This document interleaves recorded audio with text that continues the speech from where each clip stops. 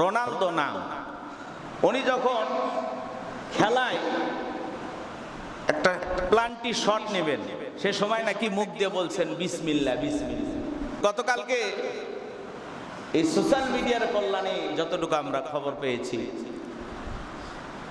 পর্তুগালের এক খেলোয়াড় CR7 রোনালদো নাম, উনি যখন খেলায় একটা প্লান্টি শট নেবেন, সে সময় নাকি মুখ দিয়ে বলছেন বিসমিল্লাহ বিসমিল্লাহ। সুফি স্বরে মাথা নিচু করে নাকি উনি বিসমিল্লাহ বলছে। বিসমিল্লাহ বইলা বইলা গোলের ভিতরে মানে বলে লাথি মারছে, গোল হয়ে গেছে। তাহলে সে একজন কি অমুসলিম। এই রোনালদো পর্তুগালের একজন নাম করা খেলোয়াড়, যুবকেরা ভালোভাবে তারে চেনে। সে নাকি প্লান্টি শট আউটের সময় যখন গোল দেবে এরকম নিয়ত করে যখন শট দিচ্ছে, তখন মনে মনে বিসমিল্লাহ বইলা শট দিচ্ছে। যুবকদের ধারণা সে মাথা নিচু করে ঠোঁট যখন নাড়াইছে বিসমিল্লাহ, মনোবিজ্ঞানী হয়ে গেছে। সে যদি আল্লাহর নাম নেয়, বিসমিল্লাহ নেয়, ভালো। এর আগে আমরা দেখেছি যে কোকো কোলা যখন তার সামনে রাখা হয়েছিল, ওইটা ফেলা দিয়ে পানির বোতল নিয়েছিলেন। তো অনেক যুবকেরা বলতেছে যে রোনালদো গোল দেওয়ার আগেই বিসমিল্লাহ বিসমিল্লাহ বলছে। কি মহাব্বত, কি ভালোবাসা।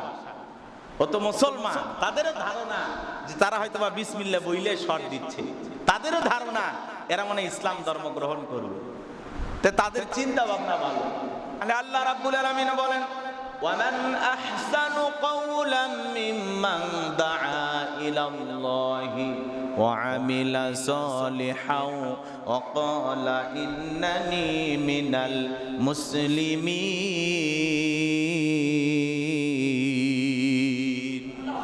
আল্লাহ রাব্বুল আলামিন বলেন, তার কথার চাইতে আর কার কথা অধিক উত্তম হতে পারে?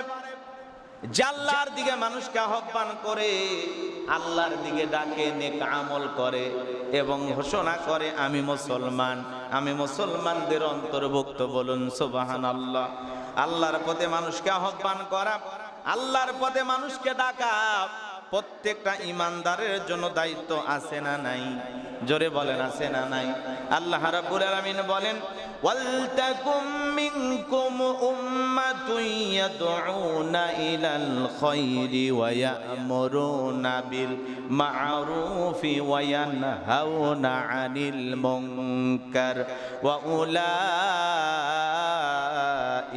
হুমুল মুফলিহুন। সূরা আলে ইমরানের 104 নম্বর আয়াতে আল্লাহ রাব্বুল আলামিন জানিয়ে দিলেন, তোমাদের মধ্যে এমন একটা দল থাকবে, এমন একটা দল থাকা উচিত যারা মানুষকে কল্যাণের পথে আহ্বান করবে, ভালো কাজের দিকে ডাকবে, সৎ কাজের আদেশ করবে, অসৎ কাজ থেকে মানুষকে বিরত রাখবে। আমার আল্লাহ রাব্বুল আলামিন বলেন, তারাই হলো সফল কাম, তারাই হলো সাকসেস। বলুন সুবহানাল্লাহ। তারাই সাকসেসফুল, তারাই জীবনে চূড়ান্ত সফলতা অর্জন করবে যারা মানুষকে কল্যাণের পথে আহ্বান করবে, ভালো কাজের দিকে ডাকবে, ভালো কাজের দিকে আহ্বান করবে, আল্লাহর দিকে মানুষকে ডাকবে, সৎ কাজের আদেশ দেবে, অসৎ কাজ থেকে মানুষকে বিরত রাখবে। তারাই হলো সফল কাম, তারাই হলো সফল কাম। বলুন সুবহানাল্লাহ। তাহলে দাওয়াতি কাজ এই পৃথিবীর জমিনে কম বেশি আমাদের সবাইকে করতে হবে। সকলেরই দায়িত্ব আছে। আপনি দাওয়াতি কাজ এমন একটি গুরুত্বপূর্ণ বিষয়, দাওয়াত ঘরে দিতে হবে, মাঠে দিতে হবে, ঘাটে দিতে হবে, বাহিরে দিতে হবে। আপনার জবানের একটা আহ্বান, মুয়াজ্জিন মানুষকে ডাকে আল্লাহু আকবার, আল্লাহু আকবার, ডাকে না? আল্লাহর দিকে আহ্বান করে, হাইয়ালাস সালাহ, হাইয়ালাস সালাহ, হাইয়ালাল ফালাহ, হাইয়ালাল ফালাহ। এসো, নামাজের দিকে আসো, কল্যাণের দিকে আসো। এই যে আহ্বান করা, এই যে ডাকা, এটা শ্রেষ্ঠ আহ্বান, এটা শ্রেষ্ঠ দাওয়াত। মানুষকে আল্লাহর দিকে আহ্বান করা, মানুষকে আল্লাহর দিকে ডাকা। মুয়াজ্জিন সাহেব এই কাজ করে। তিনি মানুষকে আহ্বান করেন, তিনি মানুষকে ডাকেন, আল্লাহর দিকে ডাকেন, আল্লাহর ঘরের দিকে ডাকেন, নামাজের দিকে ডাকেন। সুবহানাল্লাহ। সেই সমস্ত মুয়াজ্জিন তাদেরকে আমরা যে অবজ্ঞা অবহেলা করি, তাদের সাথে যে তুচ্ছ তাচ্ছিল্য করি, যে খারাপ আচরণ করি, অথচ এই মানুষগুলোর কত সম্মান, কত মর্যাদা। কিয়ামতের ময়দানে এই মানুষগুলোর মাথা গর্দান সবার উঁচুতে থাকবে। সুবহানাল্লাহ, সুবহানাল্লাহ। সাহাবীরা বললেন, হুজুর আপনার চাইতে? রাসূল বলেন, হ্যাঁ, আমার চাইতেও মুয়াজ্জিনদের মাথা সবার উঁচুতে থাকবে। সুবহানাল্লাহ। কি সম্মান, কি মর্যাদা একজন মুয়াজ্জিনের, একজন ইমামের।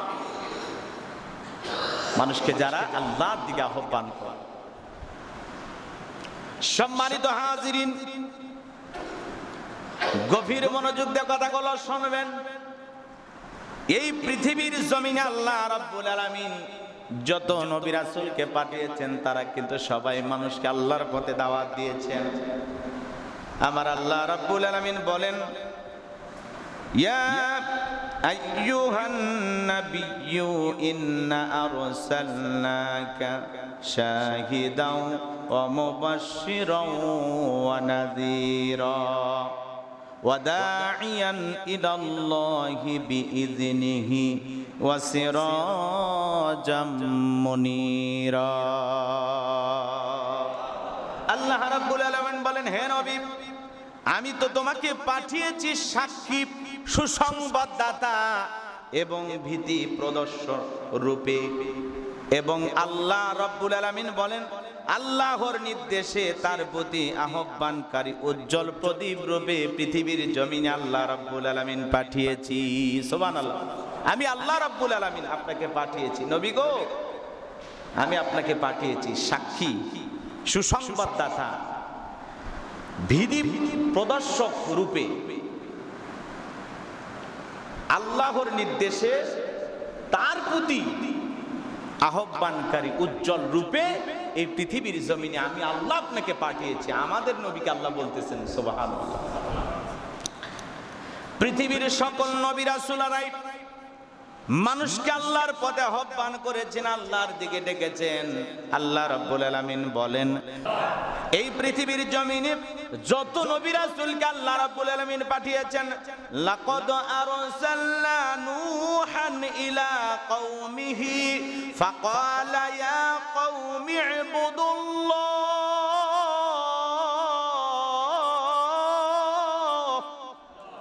আল্লাহ রাব্বুল আলামিন বলেন, নিশ্চয়ই আমি নূহ আলাইহিস সালামকে তার জাতির কাছে পাঠিয়েছি। তিনি বললেন, হে আমার জাতির লোকেরা, ফাকালা ইয়া কওমি ইবুদুল্লাহ, হে আমার জাতির লোকেরা, তোমরা আল্লাহর ইবাদত করো। মা লাকুম মিন ইলাহিন গায়রুহু ইন্নী আখাফু আলাইকুম আযাব ইয়াউমিন আযীম। আল্লাহর পয়গম্বর নূহ আলাইহিস সালাম বললেন, তিনি ছাড়া তোমাদের কোনো ইলাহা নেই। আমি তোমাদের জন্য একটি মহা দিবসের শাস্তির আশঙ্কা করছি। কওমের মানুষদেরকে নূহ আলাইহিস সালাম দাওয়াত দিলেন। গভীর মনোযোগ দিয়ে কথাগুলো শুনবেন। প্রত্যেকটা নবী রাসূল তার কওমের মানুষদেরকে আল্লাহর পথে আহ্বানের দিকে ডেকেছেন, আল্লাহর দিকে ডেকেছেন।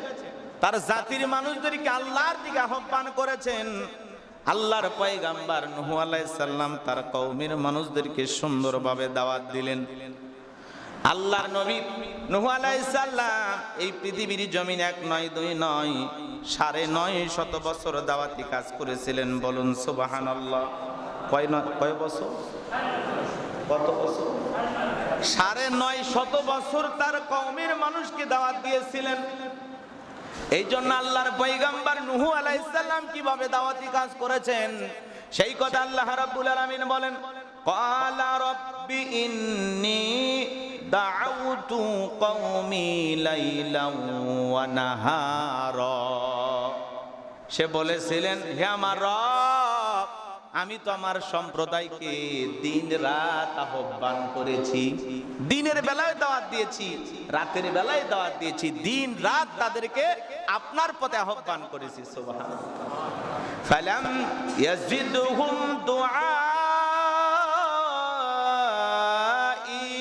ইল্লা ফিরারা, কিন্তু আমার আহ্বান তারা তাদের পলায়ন প্রবণতাকে বৃদ্ধি করেছে।